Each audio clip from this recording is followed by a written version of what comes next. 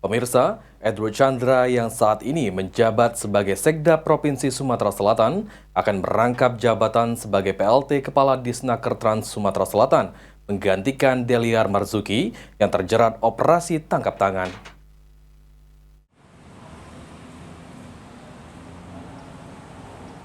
Setelah Kepala Dinas Ketenagakerjaan dan Transmigrasi Provinsi Sumatera Selatan terjerat kasus operasional tangkap tangan oleh Kejari Palembang, saat ini posisi jabatan Kepala Disnaker Trans mengalami kekosongan.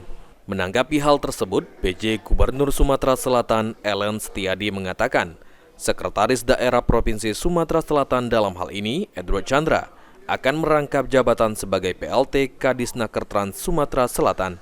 Dipilihnya Edward Chandra sebagai PLT Kadisnaker Trans, sekaligus untuk membenahi jajaran yang ada di Disnaker Trans Sumatera Selatan. Gimana, Pak? Jadi kalau yang untuk PLT saya minta dirangkap sama Pak Sekda supaya langsung untuk membenahi teman-teman yang ada di sana. Nanti, dirangkap? Dirangkap dulu. Nanti sampai kita temukan, nanti ada yang perhatian khusus yang untuk kita tempatkan di sana, nanti kita sampaikan lagi. Nanti sementara akan dirangkap langsung oleh Pak Sekda.